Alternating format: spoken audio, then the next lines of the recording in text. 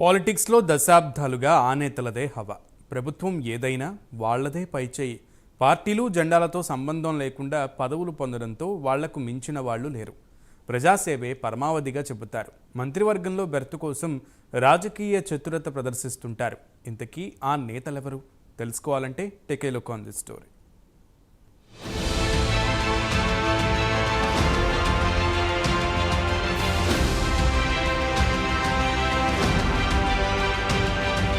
తెలంగాణ రాజకీయాల్లో ఆ నేతలకు ప్రత్యేకత ఉండాలని అనుకుంటారు. అటెన్షన్ మొత్తం వాళ్ల వైపే ఉండేలా చూసుకుంటారు. ఏ పార్టీ అధికారంలో ఉంటే వారికి కేబినెట్లో ఛాన్స్ ఉండాల్సిందే. మంత్రి పదవుల కోసం వారు చెయ్యని ప్రయత్నాలుండవు. పావులు కదపడంలో వారికి వెన్నతో పెట్టిన విద్య.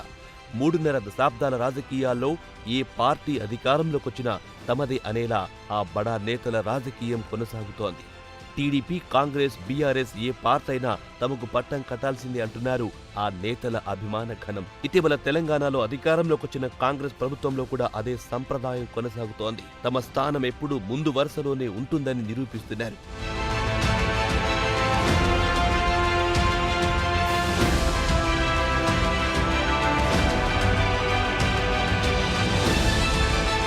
తుమ్మల నాగేశ్వరరావు పరిచయం అక్కర్లేని పేరు. ఖమ్మం జిల్లాలో రాజకీయ చాణక్యుడు అంటారు. టీడీపీతో పొలిటికల్ అరంగేట్రం చేశారు. రెండోసారి ఎమ్మెల్యేగా ఎన్నికైన తుమ్మల ఎన్టీఆర్ కేబినెట్లో ఇరిగేషన్ మినిస్టర్గా అవకాశం దక్కింది. చంద్రబాబు మంత్రివర్గంలో రోడ్లు, భవనాల శాఖ మంత్రిగా పనిచేశారు. తర్వాత వైఎస్ హయాం మినహాయిస్తే తెలంగాణ ఏర్పాటు అనంతరం కేసీఆర్ కేబినెట్లో కూడా రోడ్లు, భవనాల మంత్రిగా పనిచేశారు. కేసీఆర్తో విభేదించి 2023 ఎన్నికలకు ముందు కాంగ్రెస్ కండువ కప్పుకున్నారు. ఇప్పుడు సీఎం రేవంత్ రెడ్డి మంత్రివర్గంలో తుమ్మల వ్యవసాయ శాఖ మంత్రిగా చోటు దక్కించుకున్నారు.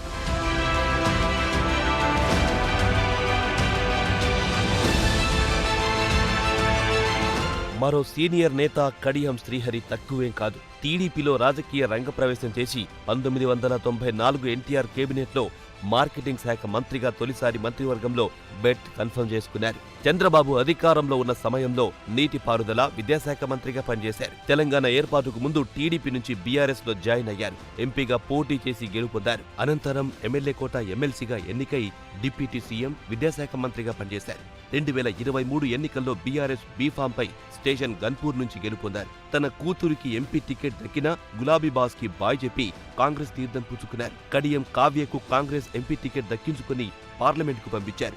కడియం తన రాజకీయ వారసురాలిగా చట్టసభలకు పంపడంలో సక్సెస్ అయ్యారు.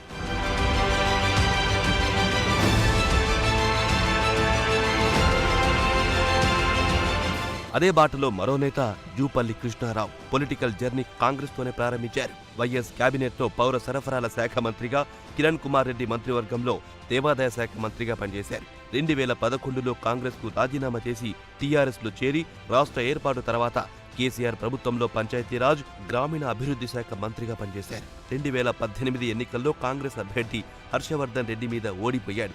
అప్పటి నుంచి బీఆర్ఎస్ కు దూరంగా ఉంటూ 2023 ఆగస్టు 3న ఢిల్లీలో ఏఐసీసీ అధ్యక్షుడు మల్లికార్జున్ ఖర్గే సమక్షంలో కాంగ్రెస్ కండువ కప్పుకుని ఎమ్మెల్యేగా గెలుపొందారు. రేవంత్ రెడ్డి కేబినెట్లో ఎక్సైజ్, పర్యాటక శాఖ మంత్రిగా పనిచేస్తున్నారు.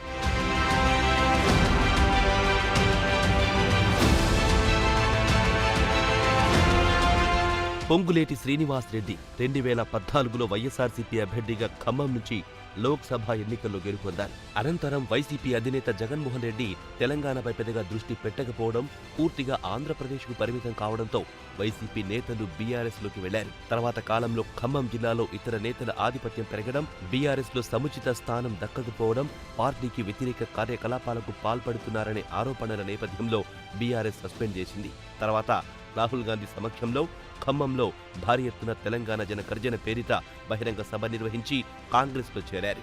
ప్రస్తుతం రేవంత్ రెడ్డి కేబినెట్లో Ponguleti Srinivas Reddy revenue and housing, INPR శాఖ మంత్రిగా కొనసాగుతున్నారు.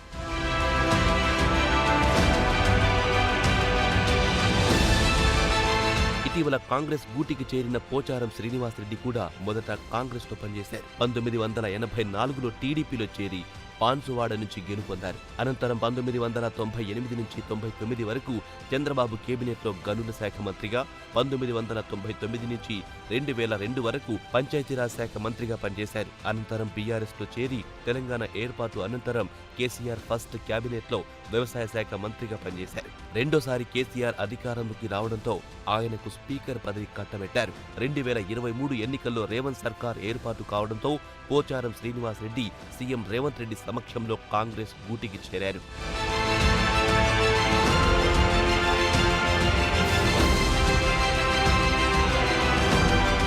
ఇక గ్రేటర్ హైదరాబాద్కి చెందిన కీలక నేత దానం నాగేందర్ 1994, 99, 2004 వరకు వరుసగా ఆసిఫ్ నగర్ నియోజకవర్గం నుంచి కాంగ్రెస్ ఎమ్మెల్యేగా గెలుపొందారు. అనంతరం టీడీపీలో చేరి మరోసారి గెలుపొందారు. అనంతరం టీడీపీకి రాజీనామా చేసి వైఎస్ మంత్రివర్గంలో చోటు సంపాదించేందుకు కాంగ్రెస్ బీఫామ్ మీద గెలుపొంది వైఎస్ కేబినెట్లో కార్మిక శాఖ మంత్రిగా, హెల్త్ మినిస్టర్గా, రోషయ్య కేబినెట్లో కూడా హెల్త్ మినిస్టర్గా పనిచేశారు. అనంతరం ఖైరతాబాద్లో ఓడిపోవడంతో బీఆర్ఎస్లో చేరి 2018, 23లో బీఆర్ఎస్ బీఫామ్పై గెలుపొందారు.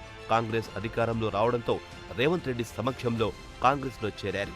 దాదాపు 3.5 దశాబ్దాల రాజకీయాల్లో పలువురు నేతలు పార్టీలు, జెండాలు, ఎజెండాలతో సంబంధం లేకుండా ఏ పార్టీ అధికారంలో ఉన్నా కీలక పదవులు ఆ నేతలకు దక్కడం ఖాయంగా కనిపిస్తోంది. పార్టీనే నమ్ముకుని సుదీర్ఘకాలం పనిచేసిన నేతలకు పదవుల విషయంలో నిరాశే మిగులుతోంది.